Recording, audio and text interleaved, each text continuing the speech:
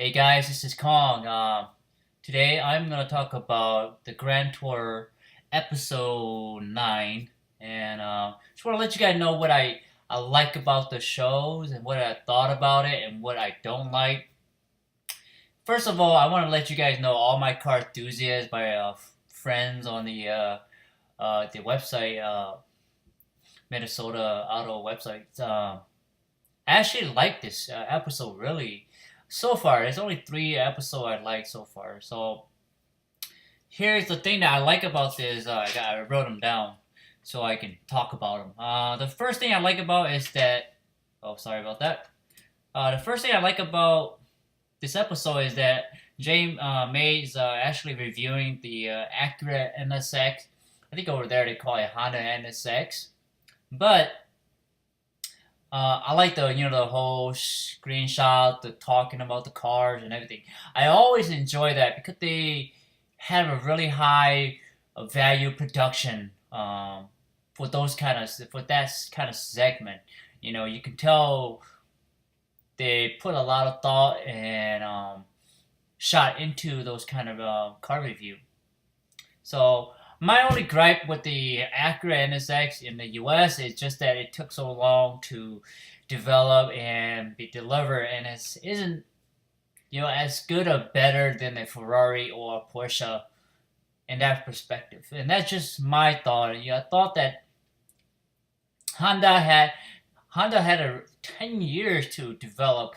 They could have gone bunkers in those you're not bunker, but they could have developed a bunker, crazy, stupid, fast, Acura NSX, and they could have done that. All that time, the money, the R&D that they use, it felt like they didn't quite deliver it, in my opinion.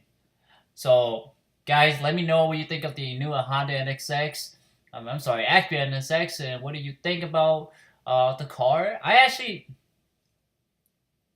To me, the design of the car looked kind of blonde. Remind me of an Audi R8.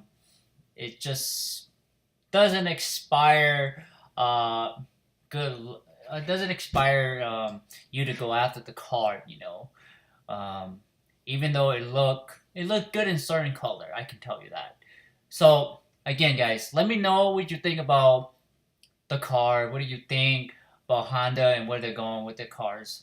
So my second point would be I like to see the segment where they're trying to recharge their cell phone by using the non-conventional way to recharge their phone.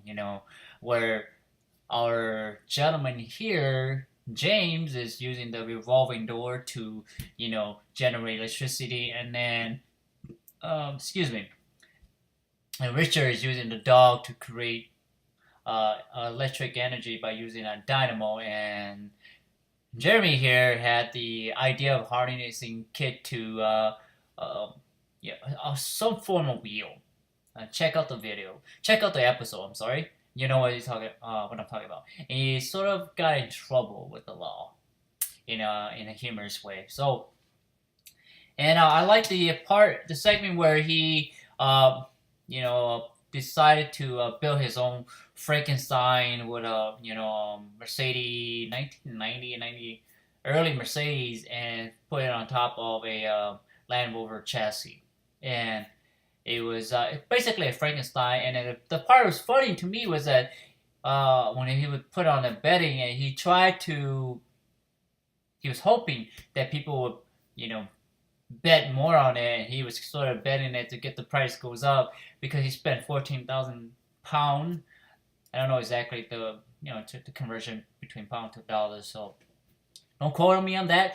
And it was funny because he lost money on it, and he spent all that money trying to prove a point. So I thought that was kind of stupid, but it was funny. It was entertaining, so I enjoyed that.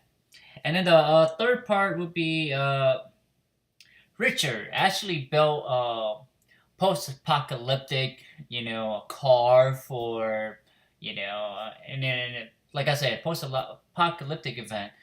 Both the first car, it got, you know, um,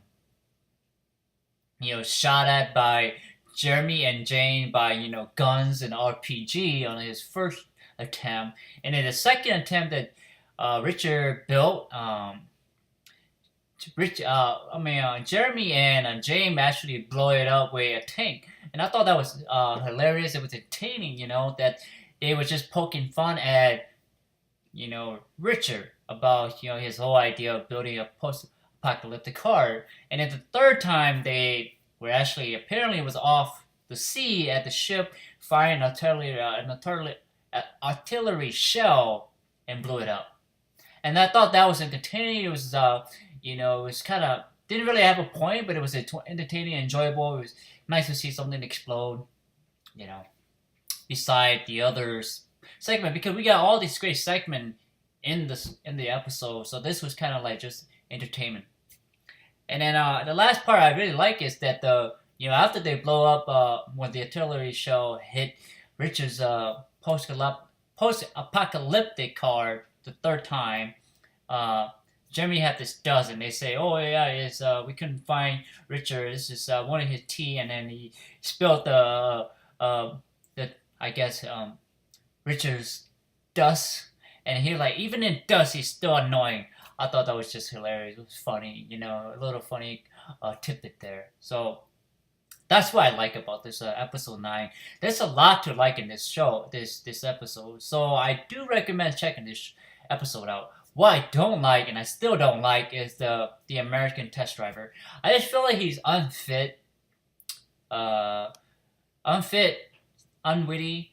He's not funny. He's just kind of boring. Almost, he just doing it because you need to get paid. I don't know exactly. Doesn't seem he had the motivation or the drive to do it. That's my opinion. And so that's. I hope they find maybe the next season they will probably get rid of the guy. I really hope they do because to me he's not in it. A car enthusiast. He probably is, but not to the extent that he's really that you don't see that passion.